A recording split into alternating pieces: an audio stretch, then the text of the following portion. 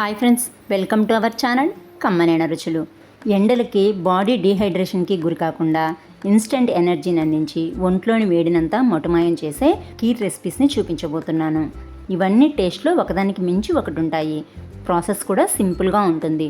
దాంట్లో ముందుగా చూపించేది సొరకాయ రాగి కీర్. ముందుగా ఈ రెసిపీ తయారు చేసుకోవడానికి పొయ్యి మీద కాస్త అడుగు మందంగా ఉండే గిన్నెను పెట్టుకొని ఒక గెరిటెడు నెయ్యిని వేసుకొని నెయ్యి హీట్ అయినాక చిన్న ముక్కలుగా కట్ చేసి పెట్టుకున్న 2 కప్పుల సొరకాయ ముక్కల్ని వేసేసి ఒకసారి బాగా మిక్స్ చేసేసుకొని మూత పెట్టుకొని మగ్గించుకోవాలి. సొరకాయలో నీరు శాతం ఎక్కువగా ఉండిద్ది కాబట్టి ముక్కలు త్వరగా అడుగు పట్టవు. కాబట్టి ముందుగా మంటని కాస్త మీడియం ఫ్లేమ్లోనే పెట్టుకొని ఈ కాస్త మగ్గినాక వాటర్ శాతం తగ్గుతుంది కాబట్టి అప్పుడు ఇంకొకసారి మిక్స్ చేసేసుకొని పూర్తిగా సిమ్లో పెట్టుకొని మగ్గించుకోవాలి.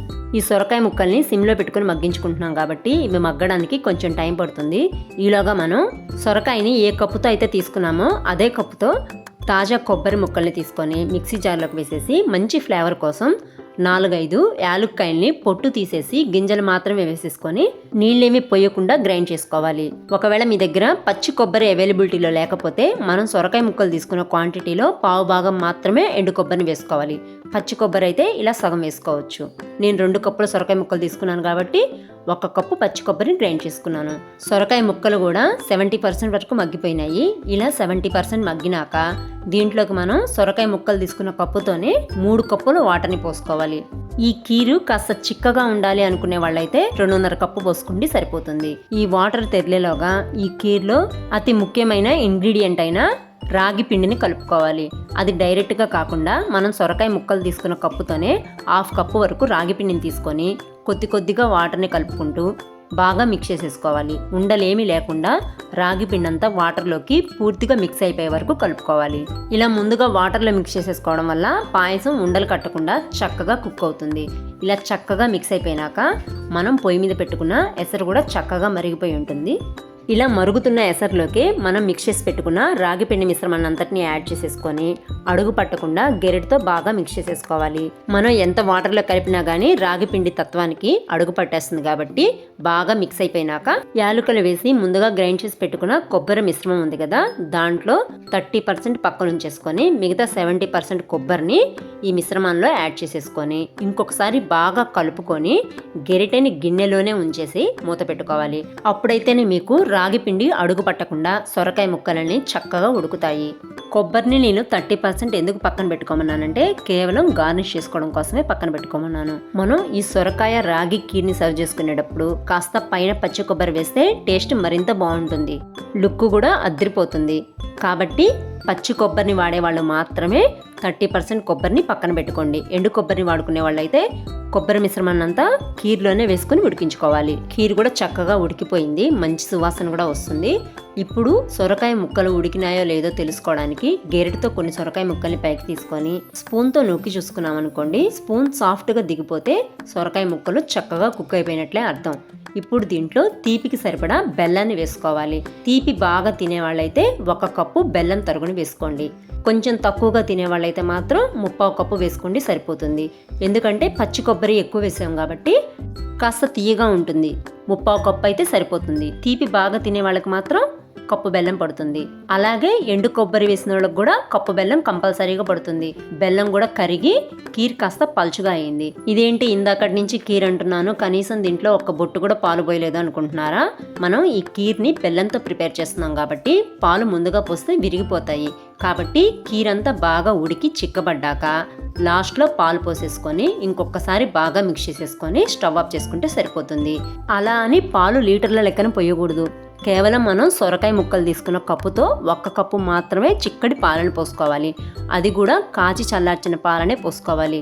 పాలు పోసినాక కేవలం 1 ఉడికొస్తే సరిపోతుంది. స్టవ్ ఆఫ్ చేసేసి మూత పెట్టేసి ఒక 5 నిమిషాలు అయినాక సర్వ్ చేసుకోవాలి. ఈ కీర్ వేడి మీద కాస్త పలుచుగా అనిపిస్తుంది కానీ ఒక 5-10 నిమిషాల కల్లా కాస్త చిక్కగా అయిపోతుంది.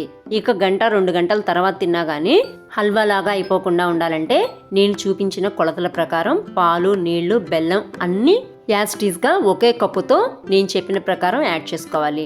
అప్పుడే ఇది గంటలు గడిచినా కానీ మరీ గట్టిగా అయిపోకుండా సరైన కన్సిస్టెన్సీలో ఉంటుంది. ఈ కీర్ని ఒక్క కప్పు తిన్నా సరే ఎంత హాయిగా ఉంటుందంటే బాగా నీరసంగా అనిపించి మంచం మీద పడుకున్న వాళ్ళైనా సరే పరుగు పందానికి రెడీ అయిపోవాల్సిందే, అంత ఎనర్జీని ఇస్తుంది ఈ కీర్. పైగా దీంట్లో వాడే పదార్థాలన్నీ శరీరంలోని కాల్షియం, ఐరన్ శాతాన్ని పెంచి ఎముకల పుష్టినిచ్చే రాగి పిండి, కొబ్బరి ఇంకా బెల్లంతో తయారు చేసింది కాబట్టి శక్తి అమోఘమే, రుచి అమోఘమే. అంతేనండి, ఎంతో టేస్టీగా ఎనర్జెటిక్గా ఉండే మా నాన్నమ్మ తయారు చేసే ఈ రాగి పిండి కీర్ని మీరు కూడా ట్రై చేసి మీకు ఈ రెసిపీ ఎలా అనిపించిందో కమెంట్స్ ద్వారా నాతో షేర్ చేసుకోండి. ఇక లేట్ చేయకుండా ఇన్స్టెంట్ ఎనర్జీని అందించే మరొక క్రీమీ అండ్ టేస్టీ అయిన కీర్ రెసిపీని చూపించేస్తాను రండి. దీనివల్ల ఎంత ఎండ ఎక్కువగా ఉన్నా సరే నీరసం అన్న మాటే ఉండదు. చాలా టేస్టీగా, కడుపుకి చల్లగా, క్రీమీగా, సూపర్ టేస్టీగా, తిన్న కొద్దీ తినాలనిపించేలా ఉంటుంది ఈ రెసిపీ ఒక్కసారి ట్రై చేశారంటే ఐస్ క్రీమ్లు, ఫలూదాలు, మిల్క్ షేకులు సైతం పక్కన పెట్టేస్తారు. అంత టేస్టీ అండ్ యమ్మీగా ఉండే ఈ రెసిపీలో నేను ఎటువంటి కస్టర్డ్ పౌడర్ కానీ కార్న్ఫ్లోర్ కానీ అస్సలు యూస్ చేయలేదు. ఈ సీజన్లో ఖచ్చితంగా తిని తీరవలసిన సొరకాయ ఇంకా సగ్గుబియ్యం కాంబినేషన్లో ఈ టేస్టీ అండ్ డెలిషియస్ రెసిపీని తయారు చేశాను. చూసారా ఎంత క్రీమీగా ఉందో? ఒక్కసారి దీన్ని టేస్ట్ చేశారంటే మీ ఫేవరెట్ రెసిపీ ఇదే అయిపోతుంది. అంత క్రీమీగా, మంచి టేస్టీగా, ఎమ్మీగా ఉంటుంది ఈ రెసిపీ. మరి లేట్ చేయకుండా ప్రాసెస్ చూసేసుకుందాం.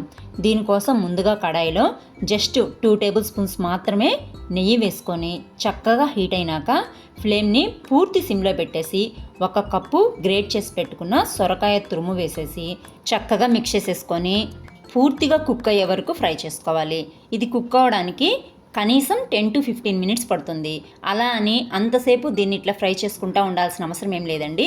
ఒకసారి చక్కగా మిక్స్ చేసేసుకున్నాక కడాయి అంతా స్ప్రెడ్ చేసేసుకొని మూత పెట్టేసి 4-5 నిమిషాలు కుక్ అయిన తర్వాత మళ్ళీ తిరిగి 1 నిమిషం పాటు ఫ్రై చేసుకున్నాక అలాగే యాస్టీస్గా మూత పెట్టేసి ఇంకొక 4-5 నిమిషాలు కుక్ చేసుకున్నామంటే చక్కగా సాఫ్ట్గా అయిపోతుంది. నేనైతే ఈ రెసిపీలో ఎటువంటి డ్రై ఫ్రూట్స్ కానీ డ్రై నట్స్ కానీ యూస్ చేయట్లేదు. మీకు ఇంట్రెస్ట్గా ఉంటే వాటిని ఏదైనా యాడ్ చేసుకోవాలి అనుకుంటే మనం స్టార్టింగ్లో సొరకాయ తురుము ఫ్రై చేసుకునే ముందే గీ వేసుకున్నాం కదా, అప్పుడు మీకు నచ్చిన డ్రై ఫ్రూట్స్ని కానీ కిస్మిస్ కానీ వేసేసి రోస్ట్ చేసి పక్కన పెట్టుకొని లాస్ట్లో యాడ్ చేసుకుంటే సరిపోతుంది. నేనైతే దీన్ని పూర్తిగా క్రీమీ ఫ్లేవర్తో, అది కూడా తక్కువ నెయ్యి వేసి చేయాలనుకుంటున్నాను కాబట్టి డ్రై నట్స్, డ్రై ఫ్రూట్స్ ఏమీ యూస్ చేయట్లేదు. కేవలం 2 టేబుల్ స్పూన్స్ నెయ్యి యూస్ చేసి ఈ రెసిపీని ప్రిపేర్ చేస్తున్నాను. డ్రై ఫ్రూట్స్, డ్రై నట్స్ వాడే వాళ్ళైతే 2 టేబుల్ స్పూన్స్ ప్లేస్లో 4 టేబుల్ స్పూన్స్ నెయ్యి వేసుకొని హీట్ అయినాక నట్స్ని కానీ డ్రై ఫ్రూట్స్ని కానీ ఫ్రై చేసి పక్కన పెట్టుకున్న తర్వాత మిగతా ప్రాసెస్ కంటిన్యూ చేయాలి. నేను చూపించిన ప్రాసెస్లో చేసుకునే వాళ్ళకి మాత్రమే 2 టేబుల్ స్పూన్స్ నెయ్యి సరిపోతుంది. నట్స్ ఫ్రై చేసుకోవడానికి అయితే 2 టేబుల్ స్పూన్స్ నెయ్యి సరిపోదు కాబట్టి 4 టేబుల్ స్పూన్స్ నెయ్యి అయితే వాడాల్సి వస్తుంది. ఇక సొరకాయలోని తేమంతా పోయి పూర్తిగా కుక్ అయిపోయిందండి. చాలా సాఫ్ట్గా అయిపోయింది సొరకాయ. ఇక ఇప్పుడు దీనిలో 1/2 లీటరు మిల్క్ యాడ్ చేసేసుకోవాలి. నేనైతే ఈ రెసిపీ కోసం ఫుల్ క్రీమ్ ఉండే పాలే యూస్ చేస్తున్నానండి. పచ్చి పాలైనా వేసుకోవచ్చు, లేదంటే ఆల్రెడీ బాయిల్ చేసుకున్న పాలైనా వేసుకోవచ్చు. ఏ పాలైనా సరే ఒకసారి పాలు యాడ్ చేసుకున్నాక చక్కగా మిక్స్ చేసేసుకొని పాలు ఇలా ఒక తెరలు వచ్చినాక 4-5 గంటలు ముందుగా నానబెట్టుకున్న లావు సగ్గుబియ్యం వేసేసి చక్కగా మిక్స్ చేసేసుకొని పూర్తి లో ఫ్లేమ్లో సగ్గుబియ్యం అన్నీ ట్రాన్స్పరెంట్గా వచ్చే వరకు ఉడికించుకోవాలి. సగ్గుబియ్యం వేసినాక అడుగంటే అవకాశం ఎక్కువగా ఉంటుంది కాబట్టి మధ్య మధ్యలో కలుపుకుంటూ ఉండాలి. ఇది మరింత ఫ్లేవర్గా రావడం కోసం నేను దంచి పెట్టుకున్న యాలకుల పొడి కూడా యూజ్ చేసుకుంటున్నాను. మీకు యాలకుల ఫ్లేవర్ అంతగా నచ్చకపోతే స్కిప్ చేసేయచ్చు. సగ్గుబియ్యం మాత్రం ఖచ్చితంగా లావు సగ్గుబియ్యమే అయి ఉండాలి. అప్పుడే మనకి ఈ రెసిపీ క్రీమీగా వస్తుంది. ఈ రెసిపీలో మనం సగ్గుబియ్యము, సొరకాయ వాడుతున్నాం కాబట్టి ఆ రెండిటి కాంబినేషన్ వల్ల శరీరానికి బాగా చలువ చేస్తుంది. సగ్గుబియ్యం వల్ల నీరసం అన్న మాటే ఉండదు. చక్కగా సగ్గుబియ్యం ఇలా ట్రాన్స్పరెంట్గా వచ్చేసాయి కదా. ఇప్పుడు జస్ట్ ఒక 4 or 5 మాత్రమే టేబుల్ స్పూన్స్ షుగర్ని యాడ్ చేసేసుకొని ఒకసారి చక్కగా మిక్స్ చేసేసుకొని షుగర్ అంతా మెల్ట్ అయిపోయినాక జస్ట్ 1 minute హై ఫ్లేమ్లో ఉంచి స్టవ్ ఆఫ్ చేసేసుకుంటే సరిపోతుంది. అంతకన్నా ఎక్కువసేపు ఉంచకూడదండి. షుగర్ మెల్ట్ అయినాక కేవలం 1 minute మాత్రమే హై ఫ్లేమ్లో ఉంచేసేసి స్టవ్ ఆఫ్ చేసేసి పూర్తిగా చల్లారిపోయినాక ఒక 1/2 hour మాత్రమే ఫ్రిడ్జ్లో స్టోర్ చేసేసుకొని సర్వ్ చేసుకుంటే క్రీమీగా సూపర్ టేస్టీగా ఉండే సబుదానా కద్దూకాకి తయారైపోతుంది. టేస్ట్ అయితే సూపర్గా ఉంటుంది. ఎంత క్రీమీగా ఉంటుందంటే మీరు దీనిలో కస్టర్డ్ పౌడర్ కానీ కార్న్ఫ్లోర్ కానీ యూస్ చేయలేదంటే అస్సలు నమ్మరు. అంత టేస్టీగా ఎమ్మీగా ఉంటుంది ఈ రెసిపీ. కాబట్టి ఈ సమ్మర్కి తప్పకుండా దీన్ని ట్రై చేసి మీకు ఈ రెసిపీ ఎలా అనిపించిందో కామెంట్స్ ద్వారా నాతో షేర్ చేసుకోండి. రెసిపీ నచ్చితే కనుక తప్పకుండా లైక్ చేసి షేర్ చేయండి. ఇక నెక్స్ట్ రెసిపీ వచ్చేసి ఒంట్లోని వేడిని తగ్గించి శరీరానికి ఇన్స్టంట్ ఎనర్జీ లభించే మంచి టేస్టీ అండ్ హెల్దీ అయిన రెసిపీ చూపించబోతున్నాను. అంతేకాకుండా నేను చూపించే ఈ రెసిపీ వల్ల కంటి చూపు మెరుగవుతుంది, శరీరంలో బ్లడ్ పర్సంటేజ్ ఇంప్రూవ్ అవుతుంది, పైగా స్కిన్ కూడా గ్లోగా తయారవుతుంది. స్వీట్స్ని అంతగా ఇష్టపడని వాళ్ళు కూడా ఒక్కసారి దీన్ని టేస్ట్ చేశారంటే ఫిదా అయిపోవాల్సిందే, అంత టేస్టీగా ఉంటుంది. అలాంటి ఈ క్యారెట్ కీర్ని సింపుల్ అండ్ టేస్టీగా ఎలా తయారు చేసుకోవాలో చూపించేస్తాను రండి. దీనికోసం ముందుగా కడాయిలో ఒక గెరిటెడు లేదా 4-5 టేబుల్ స్పూన్స్ నెయ్యిని వేసుకొని హీట్ అయినాక కట్ చేసి పెట్టుకున్న జీడిపప్పు ముక్కల్ని కానీ లేదా బాదం, కిస్మిస్, అక్రూట్ ఇలా మీకు నచ్చిన డ్రై ఫ్రూట్స్ని వేసి దోరగా వేయించుకొని పక్కన పెట్టేసుకోవాలి. మిగిలిన నేతిలో గ్రేట్ చేసి పెట్టుకున్న 300 గ్రామ్స్ క్యారెట్ తరుగుని వేసి సన్నని మంట మీదే మధ్య మధ్యలో కలుపుకుంటూ వీలైనంత వరకు మూత పెట్టి అడుగు పట్టకుండా క్యారెట్లోని చెమ్మంతా పొయ్యి క్యారెట్లు 80% ఫ్రై అయ్యే వరకు కలుపుకుంటూ కుక్ చేసుకోవాలి. క్యారెట్లోని చెమ్మంతా పొయ్యి క్యారెట్లు చక్కగా సాఫ్ట్గా అయిన తర్వాత కాచి చల్లార్చుకున్న ఫుల్ క్రీమ్ పాలు ఒక 1/2 లీటర్ వరకు ఈ క్యారెట్ తరుగులో వేసుకోవాలి. ఖచ్చితంగా ఫుల్ క్రీమ్ పాలే వాడాలి. అప్పుడైతేనే ఈ క్యారెట్ కీరు పర్ఫెక్ట్ టేస్ట్తో మంచి టేస్టీగా ఉంటుంది. అలాగే 3 టేబుల్ స్పూన్స్ సగ్గుబియ్యాన్ని 3-4 గంటల పాటు నానబెట్టుకొని ఈ క్యారెట్ తరుగులోకి యాడ్ చేసేసుకొని అడుగు పట్టకుండా ఒకసారి గరిటెతో చక్కగా మిక్స్ చేసేసుకొని మీడియం ఫ్లేమ్ మీద పాలని చక్కగా మరగనివ్వాలి. పాలు మరిగి ఈ మిశ్రమం చిక్కబడేలోగా క్యారెట్లు సాఫ్ట్గా కుక్ అయిపోతాయి. అలాగే మనం నానబెట్టి వేసుకున్నాం కాబట్టి సగ్గుబియ్యం కూడా ఈజీగానే కుక్ అయిపోతాయి. సగ్గుబియ్యం మాత్రం పూర్తిగా ట్రాన్స్పరెంట్గా వచ్చే వరకు మీడియం ఫ్లేమ్ మీదే అడుగు పట్టకుండా కలుపుకుంటూ ఉడికించుకోవాలి. ఖచ్చితంగా మధ్య మధ్యలో కలుపుకోవాలి, లేదంటే ఈజీగా అడుగు పట్టేస్తాయి. కంపల్సరీగా సగ్గుబియ్యాన్ని 3-4 గంటలు నానబెట్టుకోవాలి.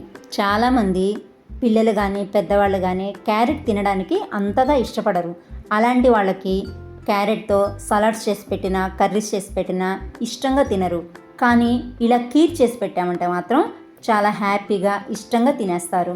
పైగా ఆరోగ్యానికి కూడా మంచిది. మనం క్యారెట్తో కీర్ చేస్తున్నాం కాబట్టి న్యాచురల్గానే తీయగా ఉంటుంది కాబట్టి అడిషనల్గా వేసే బెల్లం కానీ షుగర్ కానీ ఎక్కువగా అవసరం ఉండవు. ఇలా సగ్గుబియ్యం పూర్తిగా ట్రాన్స్పరెంట్గా వచ్చేసాయి కదా. ఇప్పుడు దీంట్లో మంచి ఫ్లేవర్ కోసం 2 యాలకుల్ని దంచి వేసుకుంటున్నాను. అలాగే స్వీట్నెస్ కోసం బెల్లం అయితే ఒక 100 గ్రాములు లేదా షుగర్ అనుకోండి 4-5 టేబుల్ స్పూన్స్ మాత్రమే వేసేసి ఒకసారి చక్కగా కలుపుకొని మరొక 3-4 నిమిషాల పాటు మీడియం ఫ్లేమ్లోనే కుక్ చేసుకోండి. షుగర్ అయితే ఈజీగా మెల్ట్ అయిపోతుంది, కానీ బెల్లం అయితే కాస్త టైం పడుతుంది కాబట్టి కనీసం 3-4 నిమిషాలైనా కుక్ చేసుకున్నాక స్టవ్ ఆపేసేసి మూత పెట్టేసి 1/2 అవర్ తర్వాత సర్వ్ చేసుకోండి.